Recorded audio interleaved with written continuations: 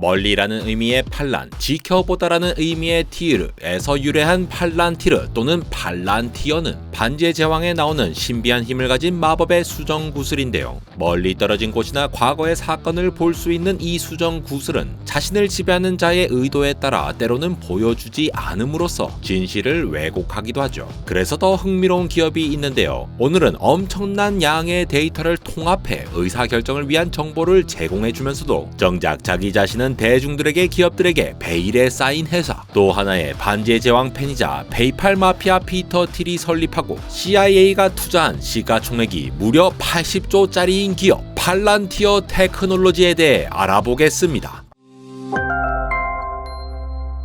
팔란티어는 페이팔의 공동 창업자 피터 틸이 페이팔을 나스닥에 상장시키고 또 이베이에 매각시킨 이듬해 2003년에 설립되었습니다. 당시 피터는 페이팔용으로 설계된 금융 사기 인식 소프트웨어를 대테러 방지에도 적용시켜볼 수 있다고 생각했는데요. 마침 팔란티어 설립 2년 전에 2001년에는 9.11이 발생한 시점, 팔란티어를 설립한 후 피터는 실제 팔란티어를 운영하고 기술을 개발할 코파운더를 찾아 나섰습니다. 그리고는 피터의 스탠포드 로스쿨 동료이자 현 팔란티어의 CEO인 알렉스 카프, 페이팔의 엔지니어였던 나단 게팅, 또 다른 스탠포드대 학생이었던 조 론스데일과 스티븐 코엔을 만났죠. 사실 피터는 페이팔의 성공적인 매각 후 2002년에는 헤지 펀드사를, 2005년에는 스페이스X와 에어비앤비에 투자한 유명 벤처 캐피탈사 파운더스 펀드를 설립할 정도로 진성 투자자의 길을 걷고 있었는데요. 후에 이 파운더스 펀드는 팔란티어의 초기부터 후기 투자까지 든든한 지원군 역할을 하기도 합니다. 그렇지만 팔란티어의 투자사 중 진정 가장 가치 있는 이름은 따로 있었으니 바로 인큐텔입니다. 인큐텔은 미국의 비영리 벤처 캐피탈로 미국과 동맹국의 국가 안보와 경제적 번영의 민간 기술을 활용하기 위한 투자를 하고 있었는데요. 미 중앙정보국 CIA의 벤처 캐피탈이라고 불리는 인큐텔은 1999년 CIA에 의해 설립된 독립된 비영리 전략 투자 회사입니다. 말이 조금 어렵지만 CIA의 정보력에 도움이 되는 곳이라면 돈이 안 되더라도 전략적으로 투자한다 라는 뜻이죠.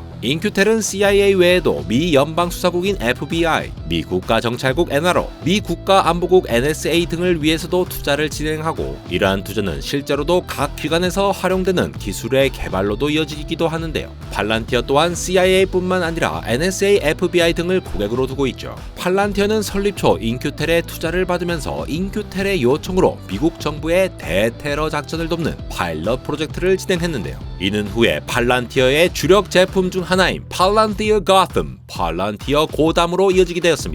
팔란티어의 주력 제품은 크게 정부용 시스템 팔란티어 고담과 상업용 시스템 팔란티어 파운드리로 나뉘지만, 근본적으로 두 시스템은 모두 데이터를 통합 변환하고 모델링하고 빅데이터 내지 통계 분석하고 그 결과를 잘 시각화하고 여럿이 함께 볼 수 있도록 제공함으로써 데이터에 기반하여 태스크를 수행하도록 하는 그야말로 시스템입니다. 마치 스마트폰의 센서 애플리케이션 입출력 장치들이 안드로이드나 iOS의 율법에 따라 O와 열을 맞추어 기능하고 사용자가 알기 쉽게 직관적으로 작동하듯, 팔란티어의 시스템 또한 하나의 OS가 되어 각종 장치로부터 오는 데이터의 흐름을 잘 정돈하고 사용자가 알기 쉽게, 나아가서는 그 사용자를 깨우쳐줄 만한 데이터 분석 결과까지 보여주는 것이죠. 이렇게 보면 팔란티어의 시스템이 그닥 특색 없는 하나의 컴퓨터 장치, 데이터베이스 서비스와 같이 느껴질 수도 있겠지만, 팔란티어 시스템에는 뭔가 특별한 킥이 있었는데요. 데이터를 정돈할 때 온톨로지라고 불리는 데이터에 의미를 부여하는 일에 집중했던 것이죠. 온톨로지에는 여러 정의와 유래가 있지만 팔란티어는 이 온톨로지에 대해 데이터를 meaningful semantic 개념에 체계적으로 매핑하는 것이라고 얘기합니다. 정보 시스템에서 예를 들어볼까요? 정보 시스템에서 온톨로지는 사물의 개념 혹은 카테고리를 나타내는 클래스, 개별 사물의 실체인 인스턴스, 사물이 가지는 특성인 속성, 그리고 이 클래스나 인스턴스 간의 관계 relation으로 시스템의 모든 것을 이러한 각 요소들을 통해 표현해낼 수 있죠. 그러니까 어떤 인스턴스 사물에 대해 그 사물이 속하는 클래스와 사물이 가지는 속성, 사물이 다른 사물과 가지는 relation으로서 이 세상에서 특정한 사물이 대체 어떠한 의미가 있는지를 나타낼 수 있는 것인데요. 딥러닝이 최근처럼 고도화되기 전까지만 해도 종종 ground truth, 데이터 라벨링이라는 용어를 종종 들을 수 있었습니다. 마치 혈액으로부터 혈액형을 판별하기 위해서 이 혈액형은 A형, 저 혈액형은 O형하고 데이터들을 분류해내는 것과 같이 데이터 라벨링은 특정한 목적을 달성하기 위해서 데이터에 의미를 부여하는 작업이라 할 수 있는데요. 하지만 혈액형을 판별하는 문제에서 어떠한 데이터를 A형, B형이라고 분류하였다고 해서 또 다른 문제, 예를 들면 혈액으로부터 저산소증을 판별해내는 문제에서도 이 혈액형의 분류가 의미 있지는 않을 것입니다. 이처럼 데이터는 데이터가 속하는 세상, 데이터로 해결하려는 문제에 따라 그 의미가 달라지고 혹은 달라져야만 하고 혹은 달라짐을 인식해낼 수 있어야 하고, 팔란티어는 바로 그 지점을 파고들어 데이터를 온톨로지화하는 시스템을 제공하게 된 것이죠. 팔란티어는 앞서 말했듯 설립 초기 대테러 작전에 활용될 파일럿 프로그램을 개발하였지만, 앞에서 팔란티어의 코파운더 구성을 보았듯 대테러 작전에는 그닥 정통해 보이지 않는 팀의 구성이었습니다. 로스쿨 나오고 또 엔지니어 출신이고 대학생이었으니까요. 그럼에도 팔란티어의 고담 파운드리는 자금 세탁 방지, 방산 자동차, 에너지, 금융, 건강 및 생명과학, 병원 운영, 반도체 공급망 등 영역을 한정하지 않고 정부 온갖 영역과 온갖 산업 분야에서 사용되고 있습니다.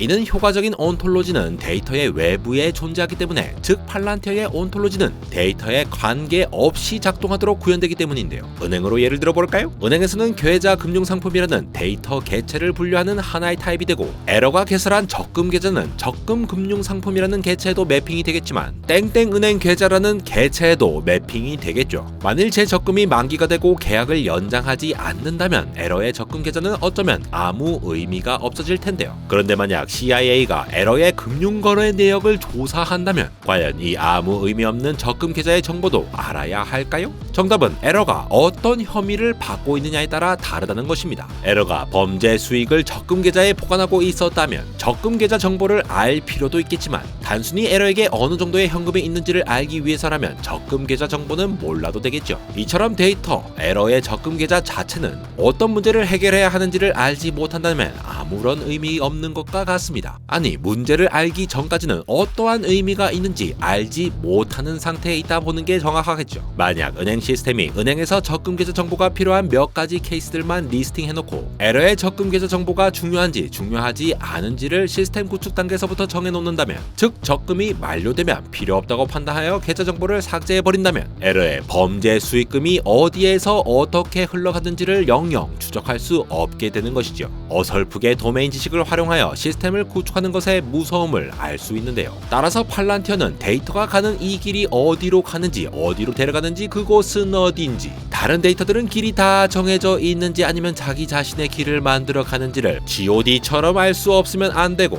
정부 또는 기업이 팔란티어 시스템을 도입하려고 했던 그 목적을 달성할 수 있도록 데이터의 출처, 데이터의 목적지, 데이터가 사용되는 알고리즘, 데이터의 접근 경로와 접근 권한 등을 바로 그 목적을 달성하고자 일하는 시스템 사용자들의 손으로 만들 수 있게 하는 시스템을 제공하고 있습니다. 세상에 많은 B2B 회사들이 그러하듯 고객을 파헤치고 도메인 지식을 습득해가며 그들이 손 하나 까딱대지 않고도 작동하는 시스템을 만들어주는 것은 여러모로 비효율, 아니 비효과적이라 보는 것이죠. 대신 팔란티어는 자사 시스템이 효과적으로 온톨로지를 구축하도록 하기 위한 몇 가지 요구사항을 밝히고 있는데요. 첫째, 시스템의 데이터 계층과 애플리케이션 계층을 분리하고 새로운 데이터는 한 곳에만 매핑하도록 하여 데이터를 여러 애플리케이션에서 활용할 수 있게 하였습니다. 둘째, 온톨로지 요소를 생성 정의 수정 및 더 이상 사용하지 않을 수 있게 하는 동적 메타데이터 기반의 서비스를 제공하여 어느 한 애플리케이션이 사용하는 데이터를 다른 애플리케이션에서도 사용할 수 있도록 하였습니다. 셋째, 개체가 가지는 의미를 더욱 적극적으로 알아낼 수 있도록 개체들의 검색 필터 집계 등으로 개체들을 그룹화할 수 있도록 하였습니다. 넷째, 데이터 소스에 대한 권한 부여 등 고객이 채용하고 있는 보안 아키텍처와도 상호작용이 가능해야 합니다. 그래야 보안에 대해 고객이 이해하고 요구하는 만큼이 지켜지는 신뢰성 있는 시스템을 제공할 수 있겠죠.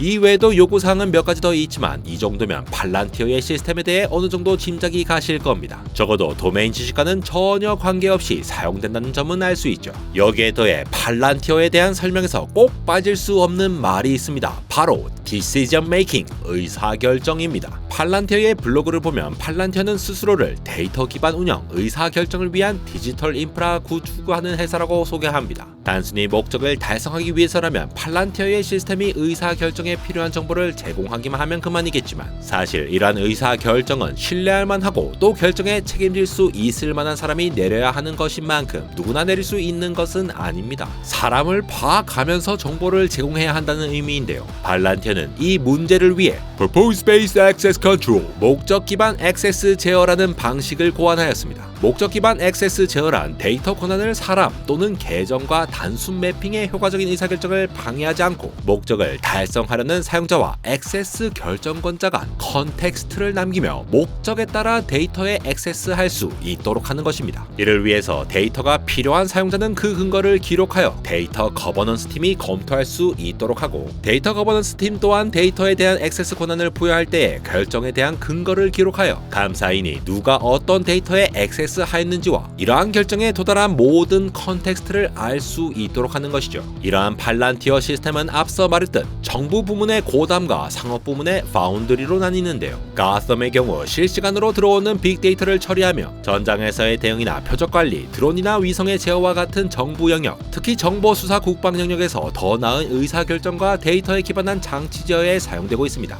팔란티어 가썸은 오사마 빈 라덴을 사살하는 넵튠 스피어 작전에도 사용된 것으로 알려져 있지만, 사실 정부 영역 그 중에서도 정보 국방 등 다소 민감한 영역을 커버하는 만큼 명확히 확인된 프로젝트가 많지는 않습니다. 또한 팔란티어 파운드리는 기업의 복잡한 문제를 지원하는 데이터 통합 환경을 제공하고 있습니다. 특히 비개발 직군과 개발 직군 간 원활한 의사소통이 가능하도록 직관적인 인터페이스로서 온톨로지를 구현하도록 했죠. 파운드리의 경우 상업 부문에서 사용되다 보니 참여한 프로젝트 정보가 비교적 많이 알려져 있는 데다 에어버스, 아마존, AT&T, 심지어는 각국의 정부 기관까지 워낙 유수의 기업과 기관들에 도입되어 사용되고 있습니다만, 최근 가장 놀라웠던 소식은 팔란티어 파운드리가 러시아 우크라이나 전쟁에서 우크라이나 난민들에게 안전한 숙박 정보 등을 제공하는 Homes for Ukraine 작전에도 사용되었던 점입니다. Homes for Ukraine에서 팔란티어 파운드리는 게스트 호스트 숙박시설과 같은 직관적인 실제 용어들을 사용하여 안전한 숙박시설 정보를 제공하는 한편, 목적 기반 액세스 제어를 기반으로 특정 목적에 승인된 사용자에게만 특정 기간 정보를 제공하여 우크라이나 난민들에게 더욱 안전하게 숙박 정보를 전달할 수 있었다고 합니다.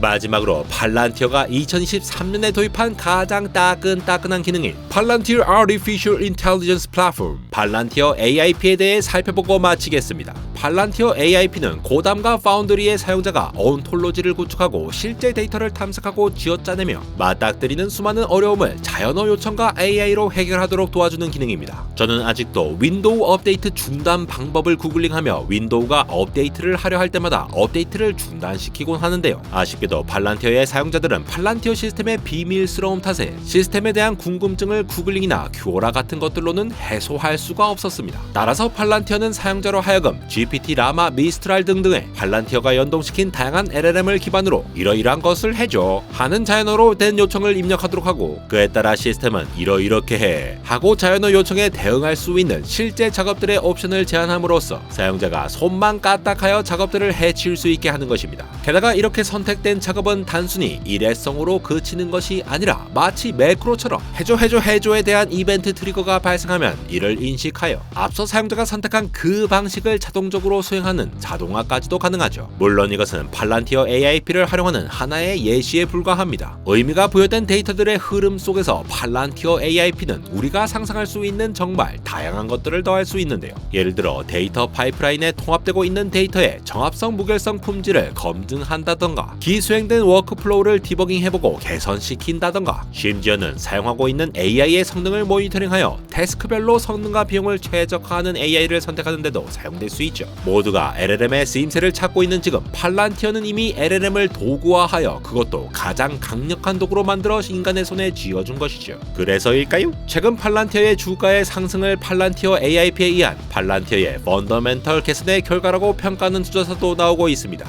AIP가 팔란티어의 상업부문 고객 증가를 가속화시켰다는 것이죠. 실제로 팔란티어의 매출 추이를 보면 아직은 팔란티어 매출에서 상업부문의 매출이 정부부문의 매출을 뛰어넘지는 못하고 있지만, 팔란티어 AIP가 일부 고객을 대상으로 출시된 2023년 2분기 이후 처음으로 상업부문의 분기 매출 성장률이 정부부문의 성장률을 뛰어넘은 것을 볼 수 있는데요. 단순히 한 번 뛰어넘은 게 아니라 2023년 3분기 이후로 계속 정부 부문의 매출 성장률을 뛰어넘고 있습니다. 그렇다고 정부 부문에서의 전망은 어두울 것이냐 하면 꼭 그렇지도 않아 보입니다. 2024년 1분기 팔란티어의 상업 부문 매출은 2억 9천만 달러였지만 정부 부문 매출은 3억 3천만 달러였는데, 최근 미 국방부 펜타곤 펜타곤이 발표한 소식에 따르면 팔란티어는 펜타곤과 메이븐 스마트 시스템의 프로토타입 구축을 위한 4억 8천만 달러 규모의 계약을 체결했다고 하니 4억 8천만 달러를 어떻게 받을지는 모르겠으나 괜시리 팔란티어의 다음 실적 발표를 기다리게 되는 것이죠. 오늘은 팔란티어 시스템이 우리의 의사결정을 어떻게 비밀스럽게 그리고 적극적으로 도와주는지를 온톨로지와 목적 기반 액세스 제어 팔란티어 AIP를 통해 알아보았는데요. 지금까지 팔란티어에 대해 알아보며 1일 1 팔란티어 주가창을 보면서도 정작 언제 사야 하는지는 여전히 결정하지 못하며 바라만 보면서 팔란티어의 온톨로지 기반 디시전 메이킹이 아닌 순수 100% 휴먼 디시전 메이커로 남고 있는 안대공학 에러였습니다.